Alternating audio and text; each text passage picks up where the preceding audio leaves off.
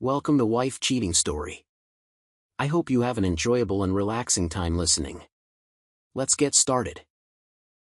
Before we begin, let me know where you're tuning in from down in the comments. And if you enjoy this story, don't forget to subscribe and turn on notifications so you never miss our next tale. I opened the door, and my life changed again. This was the second surprise in 6 months. I heard a noise in the bedroom when I entered our suite, but I didn't realize what it was until I was already at the door. When I opened it, I saw something I didn't expect. I quickly shut the door again and sat on the couch, confused about how I missed the signs. I thought I was smart, but I felt foolish. Was this her plan?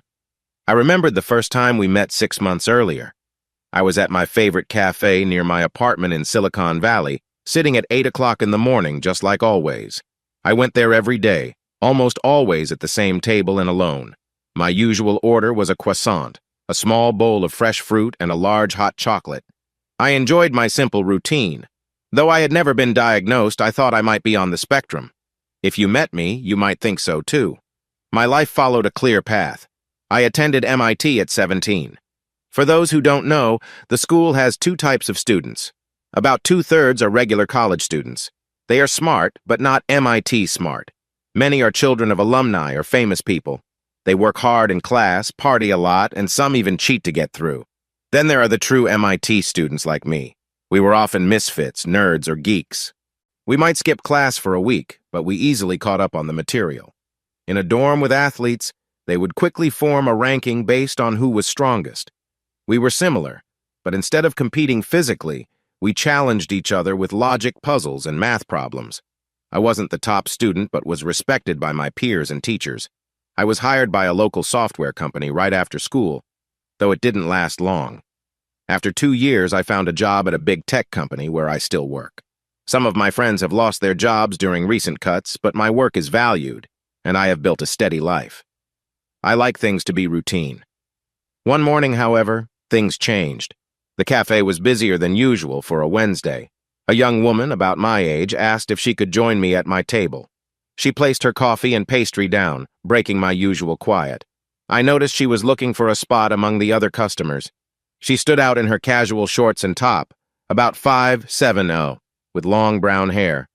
"Thanks, this is great. I wasn't sure if I would have to eat standing," she said. "No problem, there's plenty of room," I replied, trying to sound friendly even though I felt out of my comfort zone. "I'm Eileen. A family friend lent me his place for 2 months to change things up. I just moved in on Monday," she said. "I'm Tristan. I have a condo across the street," I pointed. "How do you like it here? It seems nice, but I guess it's probably too pricey for me to stay long-term. What should I check out while I'm here?" "I mostly work and stay at my condo. I'm not the best guide. It depends on what you enjoy," she answered. "I'll likely run into you again, so think about it," she said, as she waved goodbye. I found myself thinking about her the rest of the day at work. The next morning, I was back at the same table at the same time with my usual breakfast. I noticed her again, now wearing a blue skirt and a white top. She came over and said, "Good morning, Tristan. I'm glad to see you here again." "Hello, Eileen.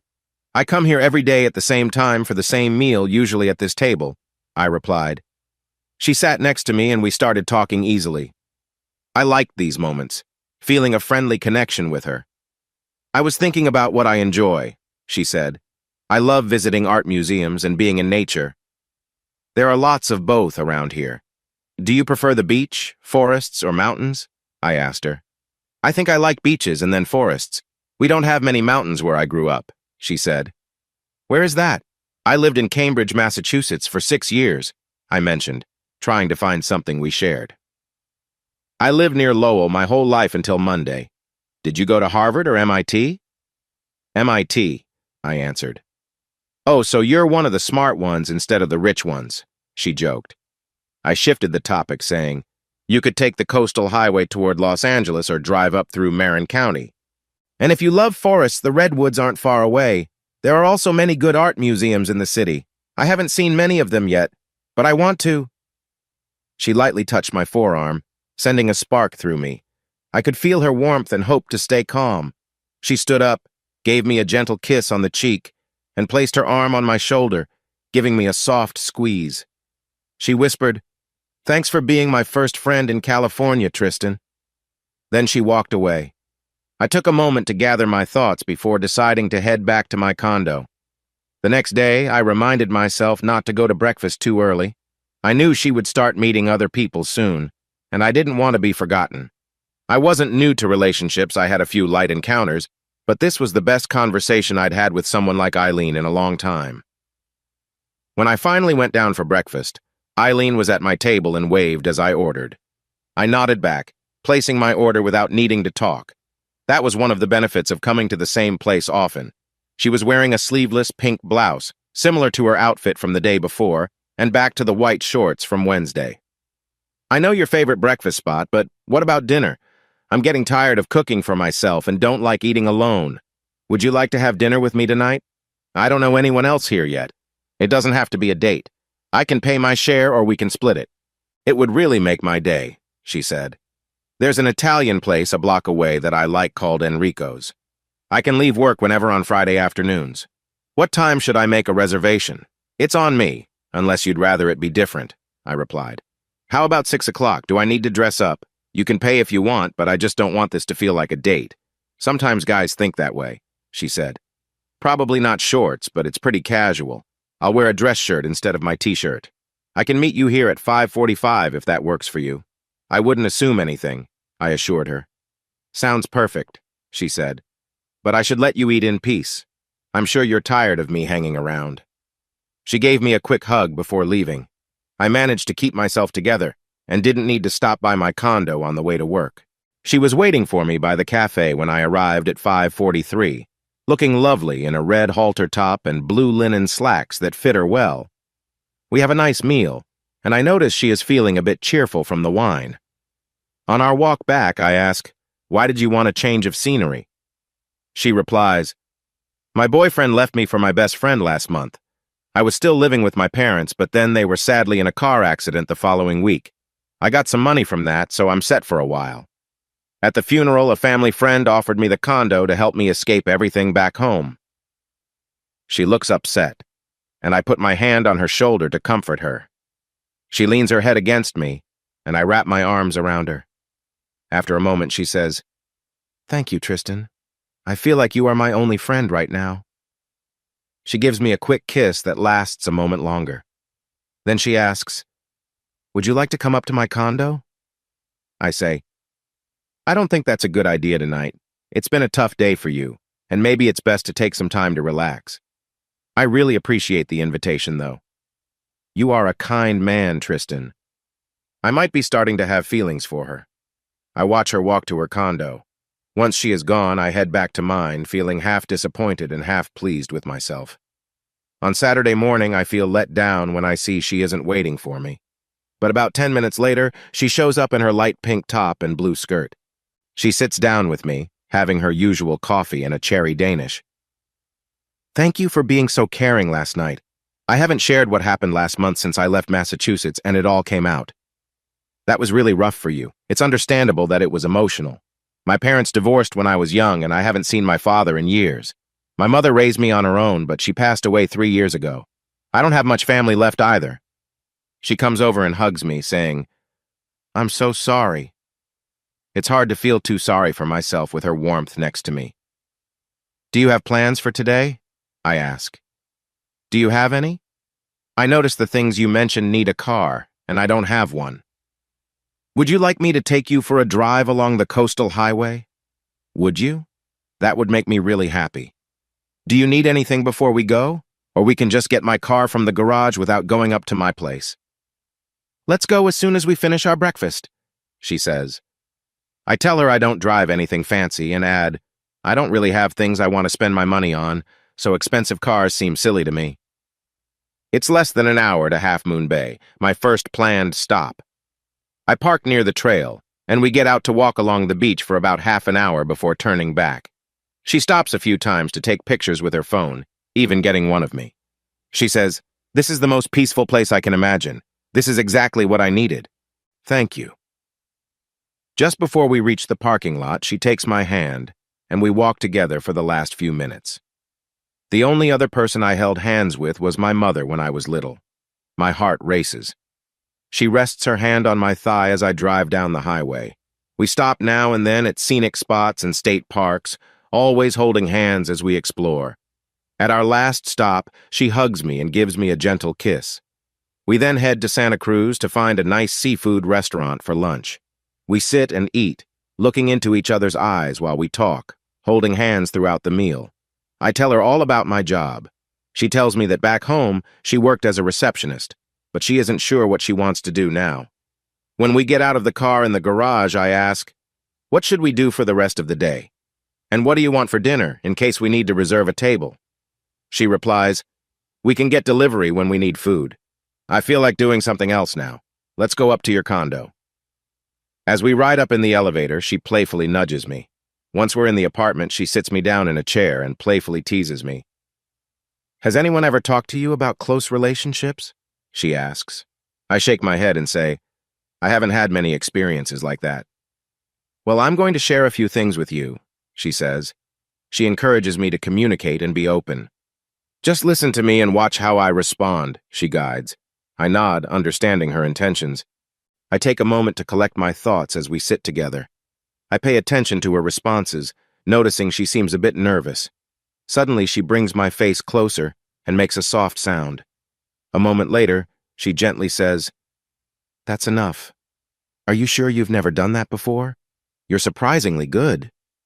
She stands up and helps me to my feet, then gives me a quick kiss on the cheek and smiles. "I think we'll be more comfortable in your room," she says. I lead her to the bedroom and quickly tidy up. She changes clothes while I do the same, and we sit on the bed. There's a sense of excitement in the air. She tells me she's comfortable and encourages me to relax, too. We share stories about past experiences, some awkward and simple, and laugh together. "I want you to feel good about being with someone," she says kindly. "But tonight, let's just take it easy." We lie down, and she rests her head on my chest. The warmth of her presence feels new to me. There's something special about simply being close to someone, feeling their heartbeat and trust. Time passes quietly. Later, we enjoy takeout food and talk late into the night.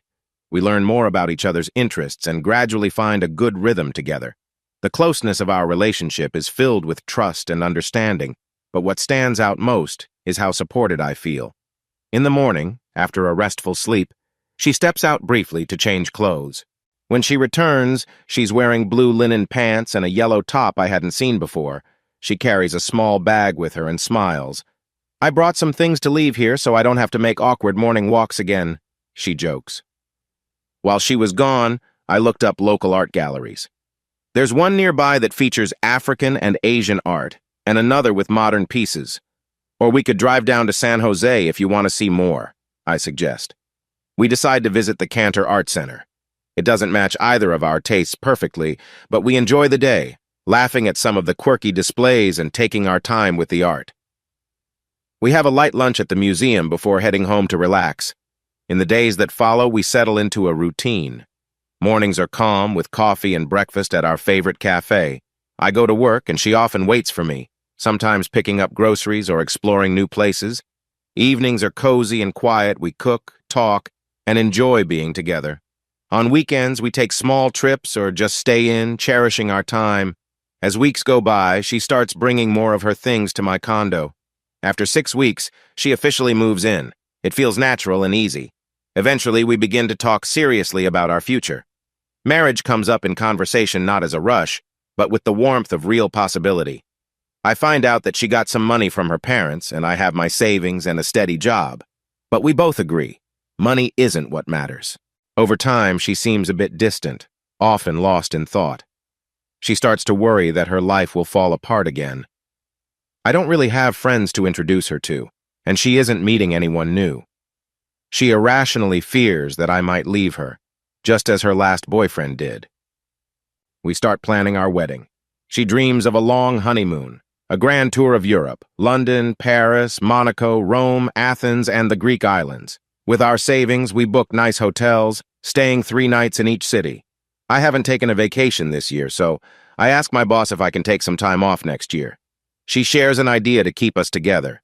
If she leaves me, she gets nothing, But if I leave her, she receives part of my earnings forever.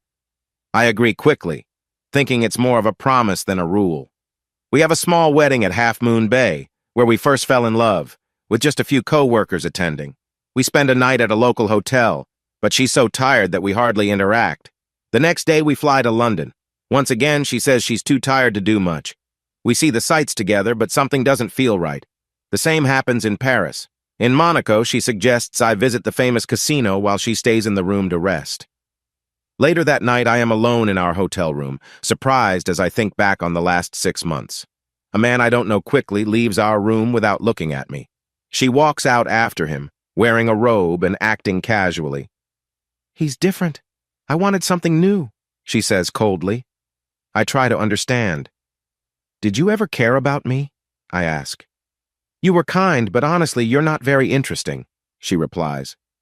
"So was any of it real?" I push. "I did live in Lowell, but most of it wasn't real.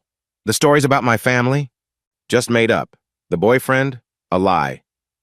"What about where we stayed?" I ask. "I knew the owner. We were close while you were at work." "And your inheritance?" "That was from someone else, a deal I made before I focused on you." "Why me?" "You were well off, alone, and easy to influence. The perfect chance." "What now?"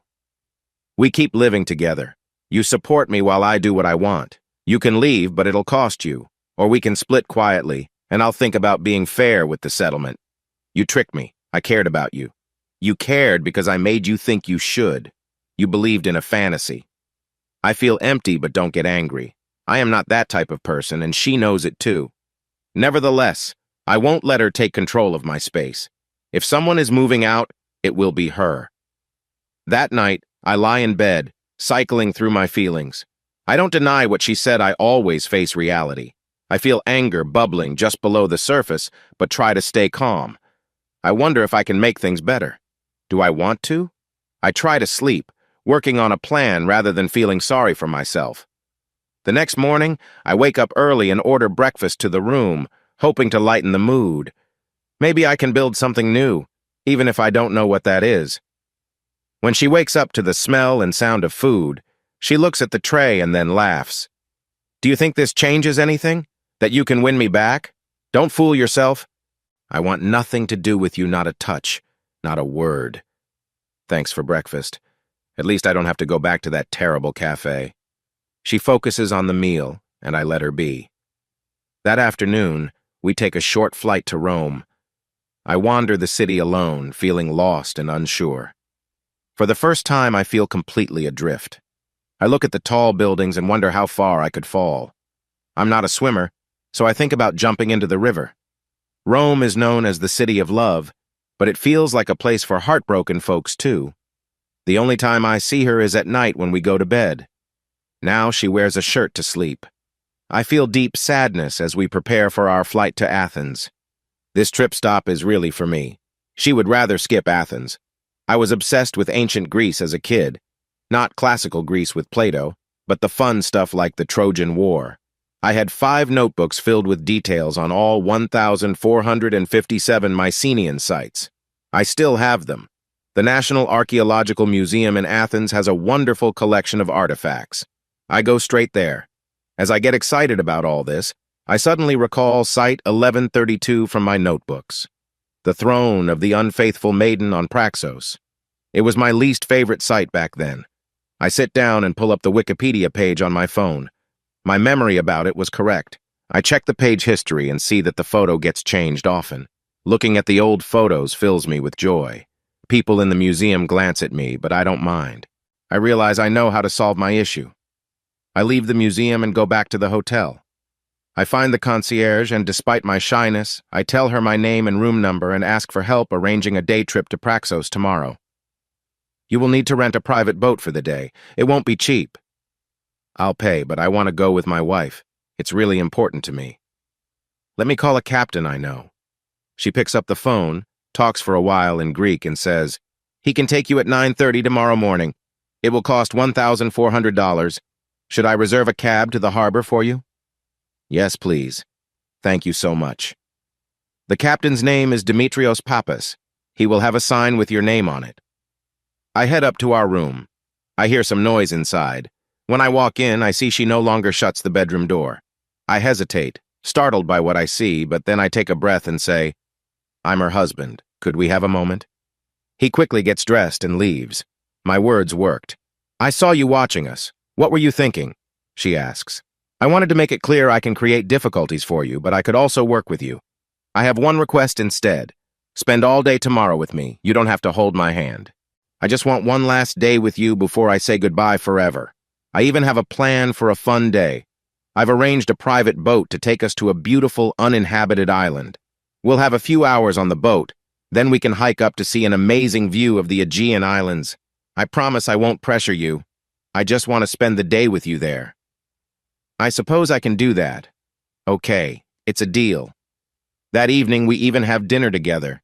It almost feels like the good old days. Apparently, she feels that way too.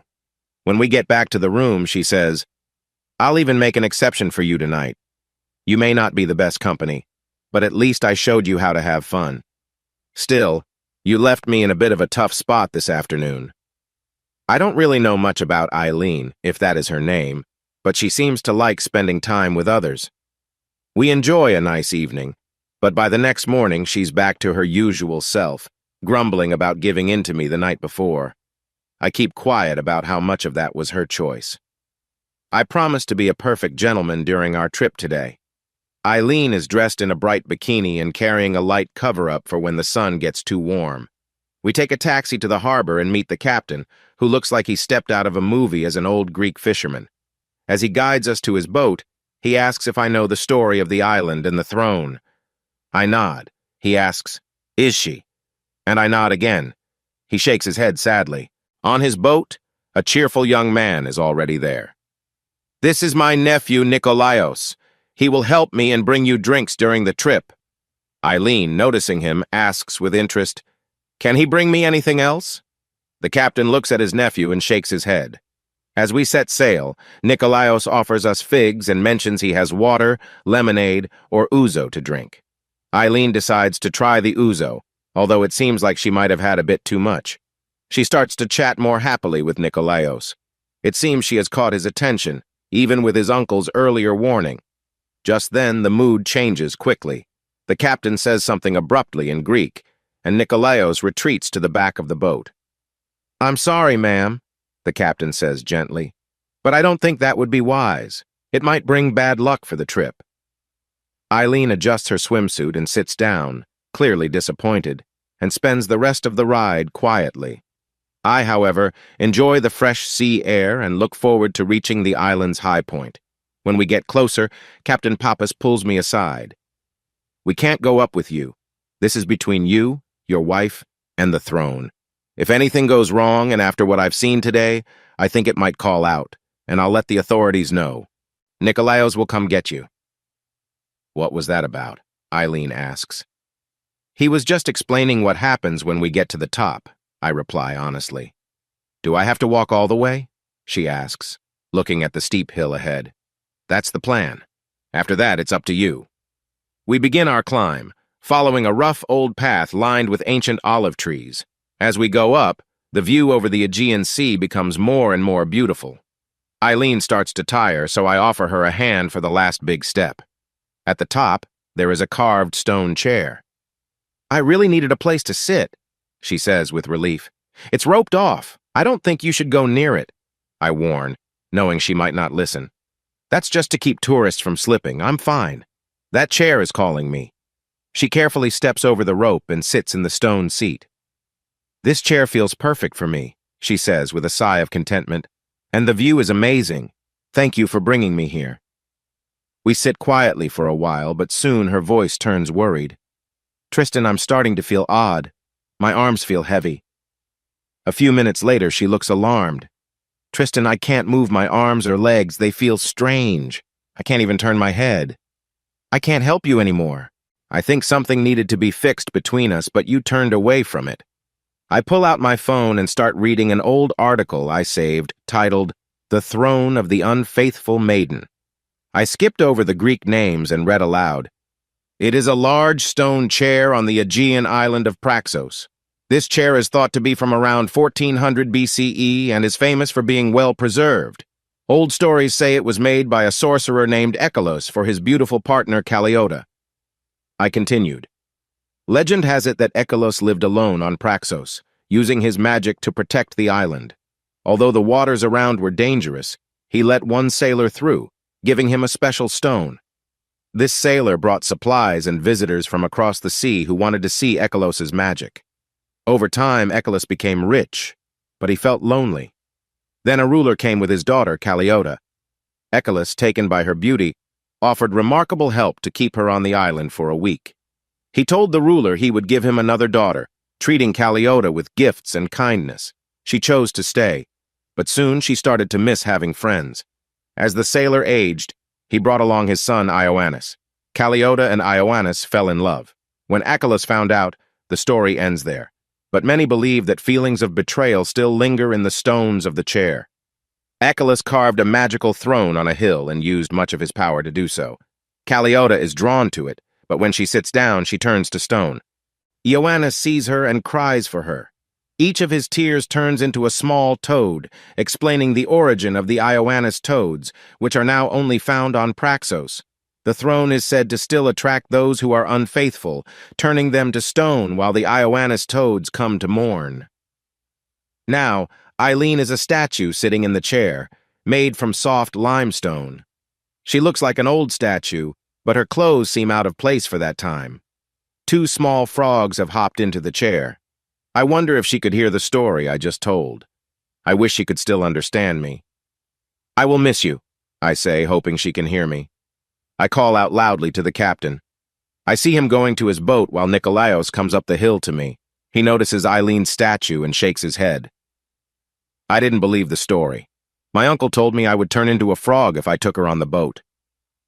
About an hour later, a police boat arrives next to Captain Pappas's boat. I see two men, one in a uniform, coming up the hill to see the statue.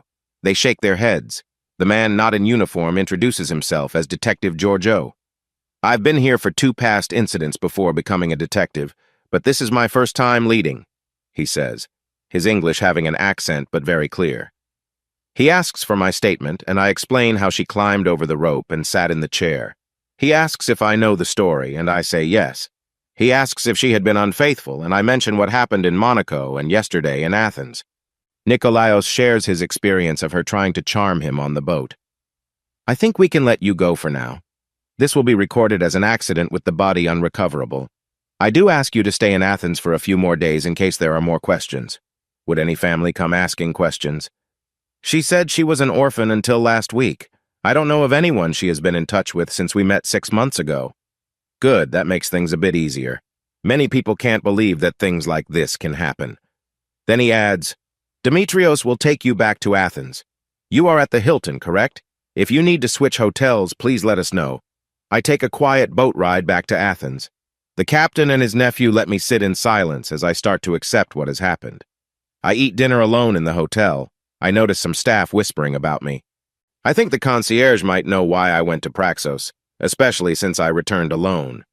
News like that travels quickly among the staff. After dinner, I tell the front desk I need to extend my stay for a few days. They seem to get it. I cancel our reservations in Mykonos and change my flight to leave a day earlier, hoping the police will finish with me by then. The next morning, I feel more at ease, enjoy my quiet breakfast, and spend the day exploring Athens. I revisit the museum I had left 2 days ago, looking at the famous statues and the Antikythera mechanism. Even a movie hasn't taken away my desire to see these things. The next day, I visit the Parthenon Museum and then head up to the Acropolis. I find joy in all of it. That night, the police tell me I am free to go and wish me well. I catch a flight back the next morning, connecting in London. I have an empty seat next to me, which feels both meaningful and preferable. Eileen had insisted on first-class seats both ways. One of the cabin crew members remembers me from my earlier trip. She asks, "Where is your wife? She didn't seem well on the flight to London. Is everything all right?" This was our honeymoon. There was an incident at an archaeological site, and she did not make it. "I'm so sorry. Your name is Tristan, right? Are you okay?" I'm trying to remember the happiest 6 months of my life that she gave me and let go of the sad ending. That sounds like a good plan.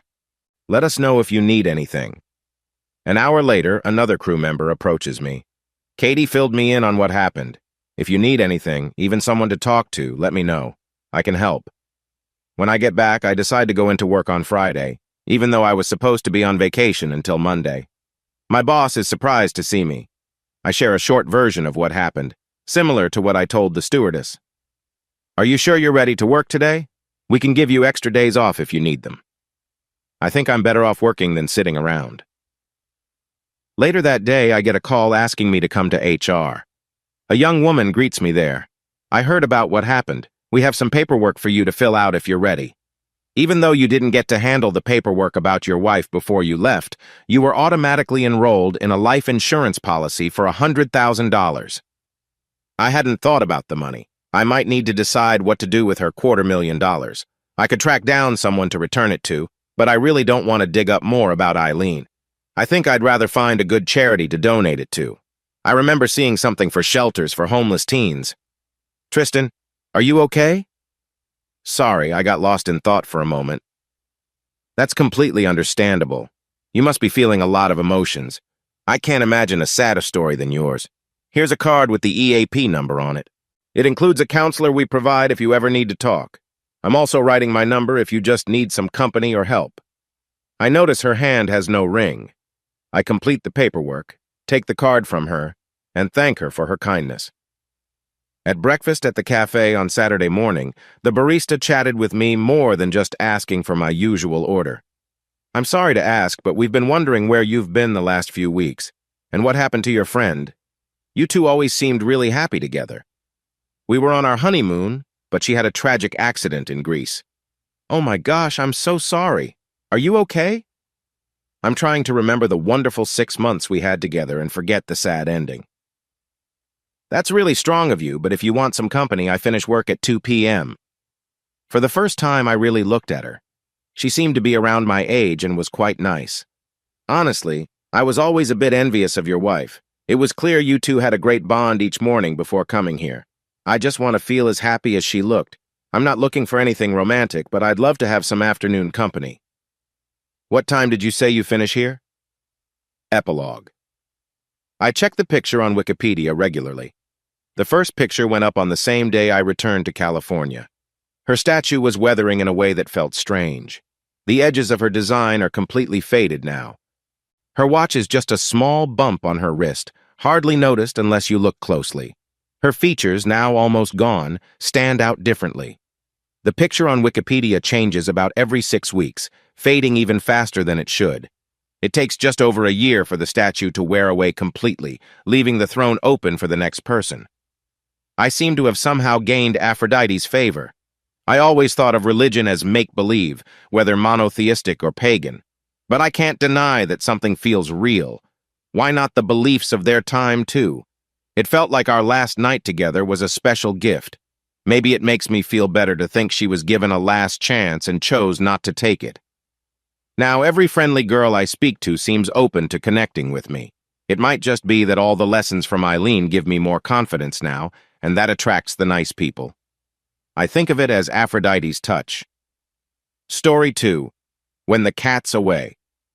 Paul Cooper looked forward to the week away. His fiancée's company had an annual work retreat, and now that they were engaged, he was allowed to attend for the first time. The retreat was in the mountains, close to their town. Even if they were there for her job, he was eager to enjoy a week away from home with her. Paul met his fiancée, Fiona Turner, in high school. They were an unusual couple. She was the granddaughter of the owner of the biggest employer in town, the Turner Lumber Mill, while his father worked as a laborer there. Usually, the owner's family didn't mix with families like his, but Paul was on the football team and a straight-A student. During their senior year, they made the hard choice to break up. Fiona was going to one of the Ivy League colleges on the East Coast, which her family could easily afford. Paul was going for accounting at a nearby college, one that wasn't as well known, but that was all he could manage. They knew being so far apart would be too hard. In college, at a freshman event, Paul met Gloria, a photography student. He thought she was nice, although some friends said she was a bit shy. They were part of a group that loved the outdoors and often went hiking together. Since Gloria was studying photography, she always brought her camera along. It was on one of these hikes, near the end of their first year, that Gloria dropped a piece of her camera equipment. Paul went to pick something up for Gloria. They both reached for it at the same time, and their hands touched. Paul didn't have feelings for Gloria, but when he looked into her eyes, he felt a connection. He wanted to spend more time with her. They began studying together, and eventually Paul mustered the courage to ask her out. She smiled and quickly said yes. Jokingly, she told people later that she said to Paul, "It took you long enough." They started dating. After their first date, they celebrated finishing their finals together. With two friends, they found jobs and moved into a 4-bedroom house for the summer. Gloria primarily used her room for studying, while they spent evenings in Paul's room, which had a double bed. They continued their hikes. When Paul saved up some money, he bought a used pair of binoculars to see what Gloria was capturing through her camera. Later, he bought a used camera and eventually a telephoto lens. By their junior year, his photography became a hobby he enjoyed alongside Gloria. As graduation approached, Gloria received an exciting chance to travel for photography with a professor who wanted to take her, his top student, on an experience that could open many doors for her. Paul understood that this chance was too good for her to pass up. After much sadness and discussion, they decided it was best for Gloria to take this opportunity. They didn't know when she would return. After one final celebration following finals, Gloria was off. Paul found himself saying goodbye to another girlfriend as she pursued her dreams. After graduation, Paul got a job in the accounting department at the local lumber mill. It mostly involved handling paperwork, but he was thankful to work near family. His older brother George already worked at the mill, and their father was a shift leader. Paul moved into a spare room at George's home. By then, George was married to his high school sweetheart Tina, and they had 2 kids. Tina stayed home with the children until they were ready for school.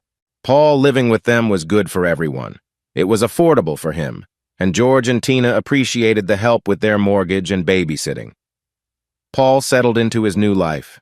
He didn't date much since there weren't many options in town. He joined a hiking group, and with his low rent, started upgrading his camera gear. He was particularly proud of his new 800mm lens that helped him capture amazing wildlife photos. A few years later, the town was buzzing with news of a new business coming in. Mason Caldwell, the owner of Caldwell Marketing, decided to move from the big city to their small mountain town. He believed being in a smaller place would spark creativity for his team. Some thought he just wanted a nice house without a long commute. His company had a good reputation. So many people wanted to work with him. Their town was perfect because the lumber mill ensured good roads in and out and provided amenities such as a small hospital, making it an ideal place for Mason's new venture. Mason spent a few years building his new home, which some locals called a mansion. He turned an old brick warehouse into office space. "It has the perfect style for a marketing firm," Mason said. When he brought the company to town, he also brought Fiona, Paul's ex-girlfriend from high school. She was an account manager at the firm. One night, Paul was out having drinks with some co-workers at a new restaurant when Fiona and some of her friends came in. Paul was surprised to see her. He had no idea she had moved back. They waved at each other from across the room, but it was crowded, and his friends were leaving, so they didn't get to talk. That was okay. A few weeks later, Fiona showed up when Paul's hiking group met. A couple from high school who were also in the hiking group brought her along. Paul felt uneasy about her being there. He had been getting close to one of the other members of the group and didn't want Fiona's presence to disrupt that connection. But Fiona made sure to stay near Paul, and the couple had to share stories about how Paul and Fiona were the popular couple back in school. Paul sighed inwardly as the day went on, and any progress he thought he had made with the other woman faded while Fiona inserted herself more into his time with the group. She even showed interest in his photography and wanted to see his pictures. Even though they had broken up 8 years ago, Paul noticed Fiona still looked wonderful. After the hike, the couple asked if Paul and Fiona wanted to join them for dinner. Paul realized they were trying to set him up, but he also thought it was a good chance to talk to Fiona now that she was back in town. With the couple there, he felt more comfortable and not alone with her. He knew that people changed in college, and they were no longer the same kids. They had grown and become different people. What surprised him was that he found the new Fiona even more interesting than the one he had known in high school, and he still felt attracted to her. As they left dinner and walked to their cars, Paul paused and let the couple go ahead. He said, "Fiona, I wasn't sure what to expect. We've changed since high school. I don't know about you, but I like this new version of you. Would you like to go out to dinner sometime?" Fiona smiled and said, "I was hoping you would ask. Truthfully, my family has been watching you since you started working at the mill, and they think you're great. They thought I should reconnect with you." Then she added, "I like what I see in you now. I would love to go out for dinner." Their dinners turned into dating. Sometimes Paul wondered if Fiona was with him because he was a safe choice her parents approved of, but that worry faded over time. After 2 years, he decided to propose. Fiona joined his hiking weekends sometimes, though she wasn't really into the outdoors. That was okay with Paul. The hiking group understood his need for alone time to observe and take photos. Still, he would occasionally convince Fiona to join him for special outings. On one of those outings, they reached the top of a beautiful ridge with an amazing view of the mountains. As some group members took out their phones, Paul got down on one knee and asked her to marry him. She happily accepted, and her family shared in their joy. Her grandfather took Paul aside to tell him he believed Paul had a bright future at the lumber mill. That was 6 months ago. Paul moved into Fiona's apartment 2 months ago. He left most of his things at his brother's house. They were still planning their wedding and wanted to buy a home together. It didn't make sense to move all his stuff into Fiona's small place, only to move it again later. At the work retreat, which lasted from Monday to Friday, employees worked during the day while their spouses enjoyed the nearby mountain resort. In the mornings, the spouses relaxed, and in the afternoons, they took part in activities. Today's event was a hiking trip through the beautiful mountains. Fiona laughed as Paul packed his camera bag. "You always overpack for these hikes, don't you?" she said. Paul smiled and replied, "You never know what you might see." He pointed to his large lens. "I might spot something amazing up there." Fiona hugged him and said, "Have a great time today. I have a meeting to plan some new projects. I'll see you tonight." With that, she left. After finishing his packing, Paul joined the other spouses at the pool to relax before the hike. Shortly after leaving the resort, he noticed a gap in the trees that showed the whole resort, with the conference center to the left. He quickly took a few photos of Fiona attending a presentation through a window. The company had booked the entire resort for their retreat. The hike started well, but Paul and a couple of his friends felt they could move faster than the group. They reached a ridge where the staff had set out water and snacks for everyone to enjoy the scenery. After half an hour, they began the journey back. Suddenly, one of the husbands, a tall man, tripped and twisted his ankle. A guide who knew first aid said it looked like a sprain. Unfortunately, there was no cell service, so they couldn't call for help. The guide suggested they help him walk down together. Seeing that they were used to hiking, Paul and his friends offered to go ahead to get help. The guide looked worried and wanted them to stay with the group, but after a quick discussion, they decided to head down anyway. The guide shouted after them, but they kept going. After about 45 minutes, they reached the spot where Paul had taken those photos earlier. As they passed by, Paul noticed something strange and stopped. His friends asked if he was all right. Needing a moment alone, he said, "I think I have a cramp in my leg. You guys go on ahead." Once they were gone, Paul pulled out his camera and attached the long lens, aiming it at Mason's presidential suite. What he saw shocked him deeply. He was stunned to see Fiona with Mason in a way that unsettled him. He nearly dropped the camera as he tried to take in what he was seeing. Tears stung his eyes, quickly followed by anger. Paul quickly placed his camera back in his bag and continued down the trail. In the lobby, there was a lot of confusion as staff talked to his friends about the situation up on the mountain. Paul noticed that when the spouses came down to see what was happening, they arrived in pairs. It seemed that some of the men were with two of the women's staff members, which made him uneasy. Finally, Fiona appeared with Mason close by, looking out of sorts as if she had just gotten ready. She asked, "What happened? Why are you back so early?" Paul chose not to share everything right away. He felt he needed a plan first. He explained about the sprained ankle and mentioned that help was already on the way. Paul told Fiona, "I'm heading back to the room." A few minutes later, she joined him. She seemed to have tidied herself up a bit before coming. She asked if he was all right. Paul replied, "I think I got a cramp in my leg while walking down. A shower might help loosen it." The shower was a way for him to have some time alone and think. Fiona offered, "Do you want me to help with that?" Paul said, "No, just let me take my shower. Maybe you should check if there's anything to do downstairs. Mason might need help." Fiona looked at him oddly since he usually welcomed help. He reassured her, "It's fine. I'm more worried about the person who got hurt." After a moment of thought, she left, and Paul felt a wave of relief when the door shut. He picked up his camera to look at the photos he had taken. He liked digital cameras because they made things easier compared to his old film camera. As he flipped through the pictures, he muttered, "This isn't good." He realized he had been too shocked by the events to take any useful photos. He thought, "What do I do now?" Then he said aloud, "I'm done with this." He really needed the shower to clear his thoughts. As the water flowed over him, he felt a lot of pressure. He thought, "What a mistake I've made." Paul took a deep breath and began to think about his situation. He remembered that their finances were still separate. He had been covering his half of the rent and had saved some money for a future place. They were planning their wedding but hadn't made any bookings yet, so there were no fees to worry about. Most of his belongings were still with his brother, so moving wouldn't take long. Paul took another deep breath and considered, "My family works for her parents and grandfather. How will I manage this without causing problems for them?" He was deep in thought when a knock on the bathroom door startled him. Fiona called out, "Are you okay?" He realized he had been in the shower longer than he meant to. "Sorry, just working on a leg cramp. I'll be out soon," he replied.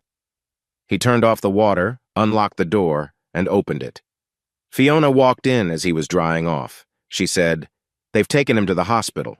Wanting to keep up the act about his cramp, he shifted his weight as he dried off and said, "That's good." She looked at him with concern and asked, "Will you be able to make it to dinner?" He forced a smile and responded, "I should be okay, but I might miss drinks before dinner. You go ahead and I'll meet you for dinner. I just want to rest for a bit." She looked unsure, but finally said, "All right, but if I don't see you before dinner, I'll come check on you." Paul hobbled to the bed and finished drying off. He put on his clothes and lay down, propping his leg up on a pillow. Fiona sat on the bed and asked, "Are you sure you don't want my help with your leg?" Paul smiled and said, "I tried in the shower. It didn't help. It just needs time to recover." She nodded and hurried to get ready. He watched as she put on a cocktail dress he liked. He tried not to let his emotions show as he thought about what he might lose. Once she was ready, she gave him a quick goodbye and went down to the bar. After he heard the elevator ding, Paul got out of bed and dressed. He packed his things into one of their suitcases and left a note that said, "I saw you and Mason in his room. I know what you've been up to. I don't want any trouble. I've left. Please call me." He thought, "She doesn't realize I don't have any pictures. Maybe I can use that." He took his bag and went to the nearest staircase. He remembered the bar and restaurant were on the mountainside of the resort, while the parking lot was on the other side. The staircase led him to the parking lot. He thought, "Thank goodness we drove my car." He placed his bags in the trunk and drove off. About 20 minutes later, his phone rang. Not wanting to talk while driving, he pulled over. He answered and heard Fiona crying, "Paul, I'm so sorry. Can we talk about this?" Paul felt frustrated but thought about his family, especially his father, who was close to retirement. He took a deep breath and said, "I saw you on Mason's balcony when I was recording. I don't think there's much to talk about. We probably weren't supposed to come back early. The staff seemed to know what was going on." He didn't mention his proof, leaving her uncertain. Fiona kept sobbing. "Yes, the staff can't tell anyone. He has been doing this for years." She paused, sounding overwhelmed.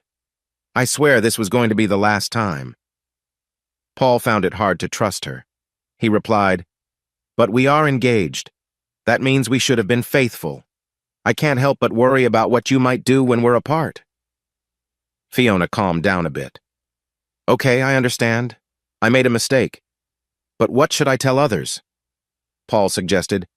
I don't want this to affect my family. You probably don't want yours to know either. This seemed to bring her back to reality. Remembering past problems with her family, she said, Right, no one can know.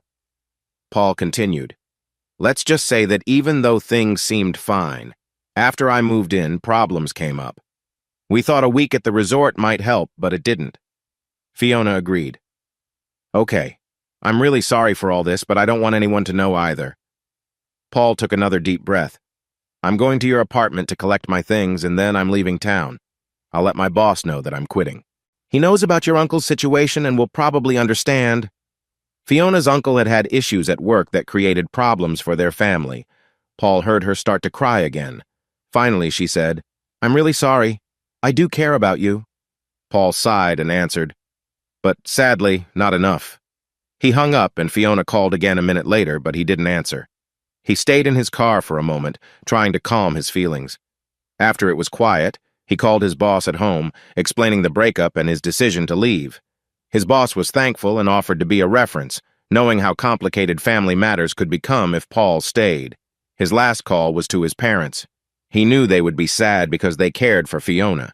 He wasn't sure they believed him when he said he and Fiona were having problems after moving in together, but they understood why he had quit and was leaving town. They knew that jobs he would want were hard to find in town, and that he would need to look elsewhere. His brother was at their parents' for dinner. They had a talk where his brother expressed sympathy, offering to keep Paul's things at their place until he was settled. Paul knew his brother had doubts about his story, but also knew better than to push.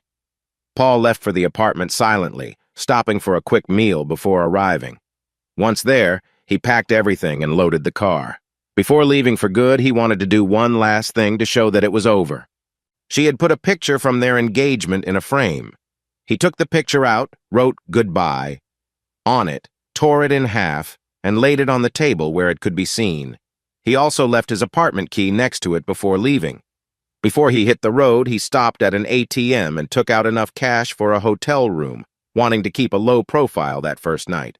He turned off his phone and drove late into the night, with a general idea of where to stop. After a few hours, he arrived at a motel he had thought about. He woke up the hotel operator and paid for a room in cash, choosing this place because it was away from the street, so no one would see his car parked there. Feeling emotionally drained, he fell onto the bed, and the stress left him. Everything that had happened weighed heavily on him, and he eventually cried himself to sleep. The next day, he got up and began his journey to his planned destination. The small city had 2 lumber mills, and he hoped there would be jobs available. He checked into a hotel and started working on his resume, needing something to focus on to distract himself from the previous day's events. That afternoon, he printed his resume and began searching for job listings in newspapers and online. Disappointment washed over him when he saw there were very few openings, especially in his area of expertise. He felt that his timing was off, as a local factory had recently closed, causing employers to prioritize former factory workers for jobs. Paul decided to keep looking for a few more days before thinking of moving on. On the last day, he sat in a cafe for lunch, feeling unlucky, when a sign caught his eye. Across the street, a photo studio had a photographer wanted poster in the window. He thought, maybe this is a chance to try something new, since he loved taking pictures. Knowing he needed something to show, he went back to his hotel, went through his photos on his laptop, and picked out 20 of his best photos to apply the next day. The next morning, he stepped into the studio, and the doorbell rang as he entered. He looked around the neat space while waiting. After a few moments, a woman came out from the back. She looked tired, making it hard for him to guess her age, but he thought she was a few years older than him. Despite her tired look, he was pleasantly surprised by her warm voice. "Can I help you?" she asked. Paul took a moment to reply, "Yes, I saw your poster in the window about the photography job. I'm interested." He noticed her smile slightly. "Have you ever worked as a photographer before?" she asked. Paul said, "No, but I'm an amateur photographer, and I can show you some of my work." Her shoulders dropped a bit, but she encouraged him. "I'm really looking for someone with experience, but please show me what you have." Paul opened his laptop and started showing her his pictures, starting with some scenic shots, but saw no reaction from her. Then he showed her photos of birds and animals. When he reached a picture of a woodpecker high in a tree, she became interested. "How did you take that?" she asked. Paul took his backpack off the counter and took out his camera lens. She gently picked it up and looked at it, saying, "A little more than just an amateur." Taking that as a compliment, Paul smiled. A few photos later, he showed her some of his brother's family, including one they had used for their Christmas card that year, which caught her attention. Then he flipped through different poses of his niece and nephew. She leaned closer to see each one better. She focused on the pictures and asked Paul about how he took each one and his camera settings.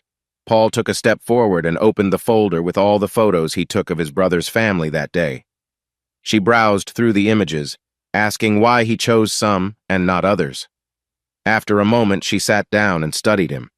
"I see you have some talent," she said, "but I'm looking for someone with more experience." Paul responded, "I've been searching for a job in my field and haven't had much luck. I was planning to drive to another town for more opportunities, but maybe this is a chance for me to start fresh, both in where I am and what I do." He continued, "I have some money saved up for now. How about I help you out for a few days for free? If I don't fit in, just let me know and I will leave for the next town. At worst, you get some extra help carrying equipment for a few days." She considered him for a moment, then shrugged and replied, "Okay. I have a shoot at a farm this afternoon and you can help me carry the equipment. Do you have boots? It can get really muddy there." She added, "My name is Monica, by the way." Paul introduced himself and confirmed that he had boots. She told him to grab lunch and come back by one. He hurried back to his hotel, feeling excited, changed, and had lunch at the cafe nearby to avoid being late. The mud was indeed a challenge, and Paul wondered how she would handle all the equipment alone. She was photographing a birthday celebration for a grandmother turning 80. There were many moments to capture, including family shots, images of the home where she grew up, and pictures of her with her horse. Paul admired Monica's skill and creativity in taking photos, appreciating how she approached each shot differently. After he asked, Monica even let him take a few pictures himself. Once they unloaded the equipment from the van into her studio, she said, "You picked that up fast. You really helped me out today." Then she asked, "Can you come to the studio tomorrow morning? I have a family coming in for portraits." Paul smiled and replied, "I would love to." He could see Monica was tired, and her smile made him feel happy as he returned to the hotel, looking forward to the next day. The next morning, Paul was there waiting for Monica to open the door. She smiled and said, "You're eager this morning." Paul noticed she looked more rested today and replied, "I got up early because I was so excited. I enjoyed my coffee at the cafe for the last hour. I didn't see you come in." Monica smiled and said, "That's because I live in the apartment upstairs." Paul thought that was convenient. Monica appeared to be thinking deeply for a moment before going to the back. His thoughts were interrupted by a family coming through the front door. Monica came back out and asked, "Laura, are you and your family ready for your photos?" The family was made up of 4, a husband, a wife, and their 2 kids, a boy and a girl. Paul thought they looked a bit older than his brother's kids. He reminded himself to call them later to check in. As he helped Monica, he tried to learn from her without asking too many questions. She explained her actions as she went along, likely trying to help both him and the family understand what to do and why for each pose. Paul paid close attention to the equipment since he had never worked with such advanced indoor lighting before. Midway through, she handed him the camera and showed him some poses she wanted him to capture. Paul worked with the family, taking photos of their 2 kids and some together as a group. After they finished, the family paid for the session and left. Monica looked over the pictures and praised him for his work. They took a break for lunch because a couple was coming in next for their 50th anniversary photos, followed by another family for baby pictures. Paul went across the street for lunch and called his parents, who were worried since they hadn't heard from him. He assured them that he was fine and mentioned he might have found a job but didn't want to share details just yet. When he returned, he noticed Monica was not in the studio. He went to the back and found her asleep at her desk, which was cluttered with papers. Suddenly, he heard the doorbell ring as someone entered, but Monica didn't wake up. Paul went to the front and greeted an older couple who had come for their anniversary photos. He glanced toward the back and thought to himself, "I can handle this." He said, "Mr. and Mrs. Jones, Monica is busy at the moment, but I am her new photographer and will take your photos today." He began taking individual pictures of them as they chatted. He learned they were both 68 and got married when they were 18. They shared stories about their children and grandchildren. During a break before taking their couple photos, Mr. Jones pulled out an old wedding picture that he always carried. Paul examined it and said, "Can I borrow this for a moment? I have an idea." Mr. Jones agreed, as long as he could have it back. Paul hurried outside to the flower shop next door. He showed the woman behind the counter the picture and explained, "I'm helping Monica next door with a couple celebrating their 50th anniversary. Do you have flowers like those in the bouquet? It could make the photos extra special." The woman took a closer look and said, "This looks simple. Probably 4 carnations with baby's breath. I can get that for you. Just give me a few minutes." Paul left a 20 on the counter and ran back inside. He returned the picture to Mr. and Mrs. Jones and said, "Let's get started. The surprise will be here soon." He got them to pose for pictures.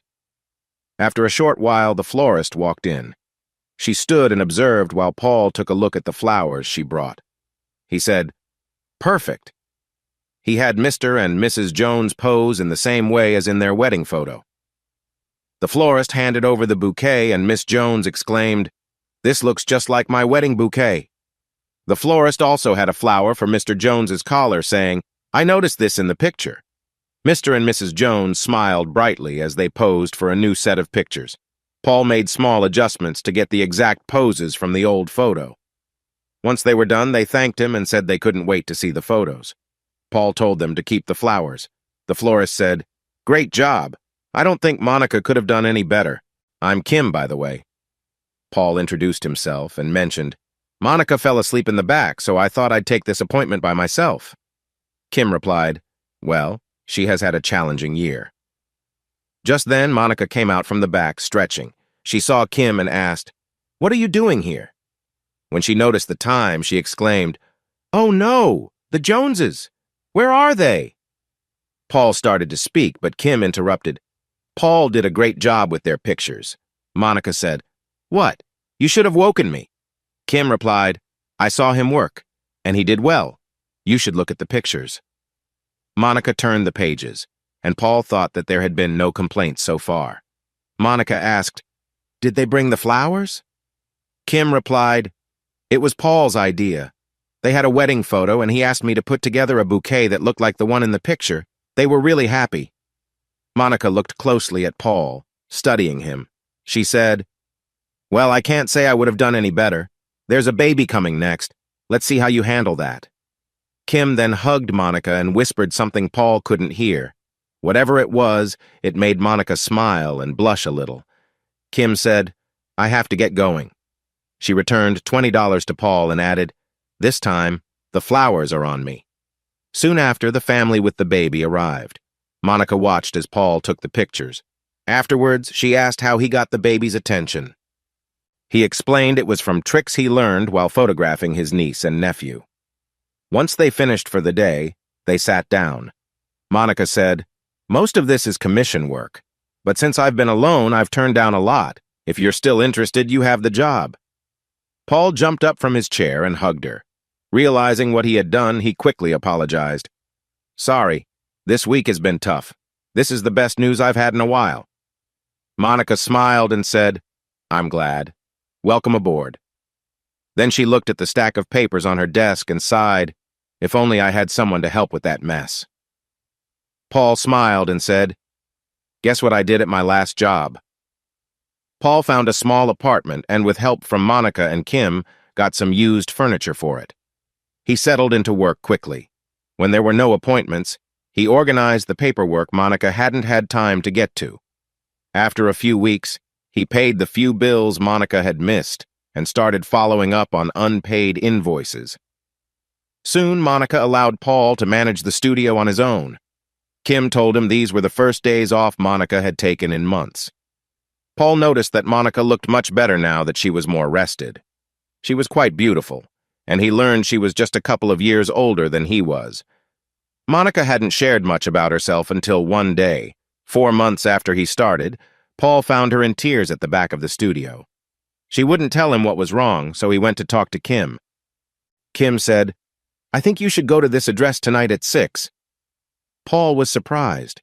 He arrived at the cemetery at 6. Kim was there with her husband, John, and he saw Monica kneeling at a grave. Paul tried to walk quietly, but Monica turned to see him. She looked at Kim, who said, "It's okay for him to know." They all stepped back to give Monica some space. Eventually, she got up and walked over to them. The 4 of them went for dinner, and Monica opened up about her late husband, Charles. They had met in college while studying photography. He proposed during their junior year, and they worked hard to open their own photo studio after graduation, which was successful for 5 years. They even bought the building so they could live above it. But then tragedy struck. Monica was 4 months pregnant when a drunk driver hit Charles's car and took his life. In her sorrow, she lost the baby, and 2 names were placed on the gravestone at the funeral. Paul felt deep sadness as he listened to her story.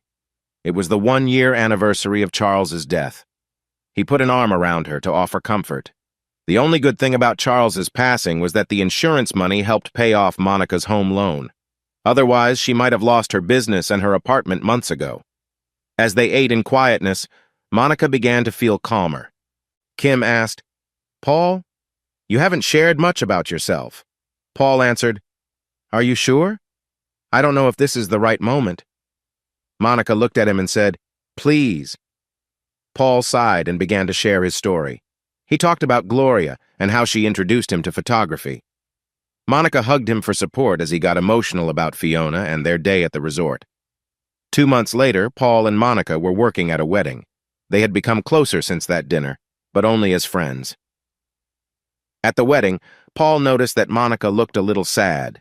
She mentioned, "I'm fine. It's just that the bride's flowers are the same as mine." As they finished up at the end of the night, Monica dropped a piece of equipment. Paul went to help her pick it up. He reached for the handle at the same time, and when her hand touched his, he felt a spark. Monica seemed to feel it too, judging by her expression. Without thinking, Paul lifted her hand to his lips. She quickly pulled her hand back, looking surprised. Paul decided to take a chance and moved in close to kiss her gently. At first, she didn't react. Afterward, he picked up the fallen equipment and loaded it into the truck. Monica paused for a moment before gathering the last piece and loading it as well. She quietly walked to the passenger side and got in, still looking taken aback. Before Paul started the van, he said, "Monica, I'm sorry, I shouldn't have." He was cut off as Monica leaned over and kissed him. She then sat back in her seat, and they both stayed quiet for a few minutes. Finally, she said, "The last man who kissed me was Charles. Thank you for reminding me what it feels like to be cared for." When they returned to the studio and unloaded the van, Monica took Paul's hand and led him upstairs to her apartment. They took their time, slowly building their relationship. They were both healing and learning to love again. 3 months later, Paul moved in with her. His family congratulated him, mostly relieved that he was moving forward. His brother and sister-in-law had good news too. Now that the kids were in school, she got a junior job at Caldwell Marketing. Paul stopped in surprise when he heard that. He asked, "Does that mean you will go to the retreat?" She replied, "No, I'm too new for that. Maybe next year, but Mason Caldwell is fantastic to work for. He's such a charming person." Paul felt a wave of relief that Tina wasn't going, but he needed to make sure she didn't take a position that might risk her marriage. He just needed to think of a way to do it. The answer came the following week. While he and Monica were working on a new website for the studio, the consultant showed him an example he built for a high school reunion. Later, when Monica stepped out of the room, Paul asked, "Can you create a site that can't be traced back to you?" The consultant said, "Yes, that's possible." "Why?" Paul replied, "I want to surprise some old friends." From his brother, he found out when the Caldwell Marketing Retreat was scheduled. He then set up a website that couldn't be traced back to him. He used different VPNs to make changes, but got the basic site ready. He just needed to collect the content for it. During the week of the retreat, he told Monica he had to go home for a week. She assured him she was fine managing everything. He paid cash to book a nearby motel a few days before the retreat began. After that, he went hiking to find the perfect spot. It was a hidden area, not too far from where he had watched some events unfold. He spent the week taking pictures and videos, capturing the couples as they left on their day trips and the staff during casual moments. He had upgraded to a 1000mm lens and the best camera he could find, wanting high quality for his work. Once he was home with Monica, he got to work. She was a bit worried because he had locked himself away. He told her it was a secret photo project to help his brother with his marriage, and that was all he shared. The website had pictures of couples going on outings under the title, "When the Cat's Away." Below that was a section called "The Mice Will Play," featuring images of the staff. Finally, he sat back and admired his work. His website, "When the Cat's Away," was ready to go live. He just needed to tell everyone. He had collected a lot of email addresses from different sources, including local businesses and some of the Caldwell marketing staff, without Tina knowing. He had found contact details for Caldwell's biggest clients, and for many newspapers and TV stations in the area. He smiled as his finger hovered over the enter button on the keyboard. Once pressed, the email would go from the anonymous address he had set up. He pressed the button, feeling a twinge of regret that he no longer lived in town to see how things turned out. A few years later, Paul and Monica were in the city, flying out that day and arriving that morning. Paul was looking for a gift while Monica caught up with a friend. He was walking down the street when he saw Fiona. He had to look twice. She seemed different, older than before. He stepped into a restaurant and walked over to her. It took her a moment to recognize him. She stood and hugged him before motioning for him to sit. Paul sat, resting his hands on the table as she smiled brightly and asked, "How have you been?" "I'm doing well, just visiting the city. How about you?" he replied. Her smile faded and she looked troubled. "Not so good. I'm sure you heard about that website. The fallout hit the company hard.